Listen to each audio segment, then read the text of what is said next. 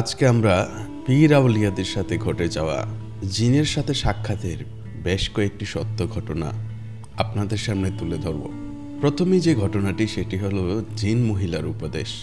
বর্ণনায় হজরত সালিহ বিন আব্দুল করিম রহমতুল্লাহি আলাই তিনি বলছেন, কোনো জিনের সাথে সাক্ষাৎ হবে এবং তার সাথে কথা বলবো, এরকম একটা শখ ছিল আমার। তো একদিন এক মহিলা জিনকে দেখে তার সঙ্গী হলাম এবং তাকে বললাম, আমাকে কিছু নসিহত করো।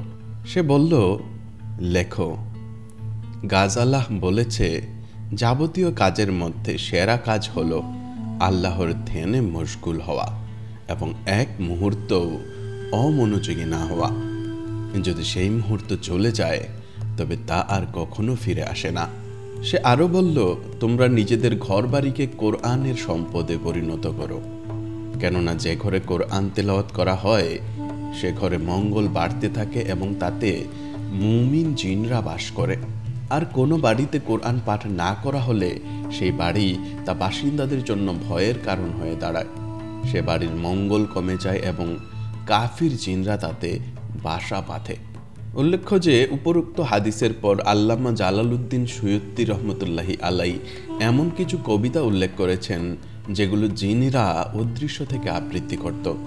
হজরত শায়খ আব্দুল কাদির জিলানী রহমতুল্লাহি আলাই হজের উদ্দেশ্যে রওনা হলে তার সঙ্গে তার মুরিদরাও রওনা হন।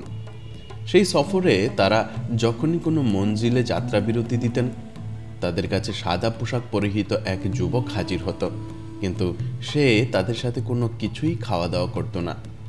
বড় পীর হজরত আব্দুল কাদির জিলানী রহমতুল্লাহি আলাই আপন মুরিদদের নির্দেশ দিয়ে রেখেছিলেন যে তারা যেন ওই যুবকের সাথে কোনো কথা না বলেন। এভাবে যেতে যেতে তারা একসময় মক্কা শরীফে গিয়ে প্রবেশ করলেন এবং একটি বাড়িতে উঠলেন।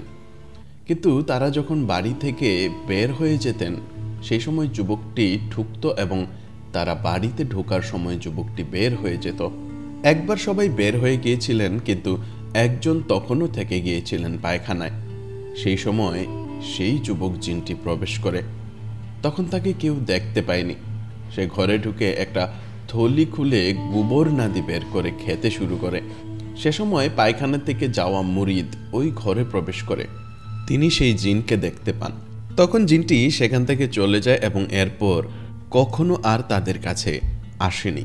মুরিদটি এ ঘটনার কথা বড় পীর সাহেবের কাছে উল্লেখ করলে তিনি বলেন, ও ছিল সেই সব জিনদের অন্তর্গত যারা রাসূলুল্লাহ সাল্লাল্লাহু আলাইহি ওয়াসাল্লামের মুখে পবিত্র কোরআন শুনছিলেন এবং সাহাবী জিন হওয়ার সৌভাগ্য অর্জন করেছিল।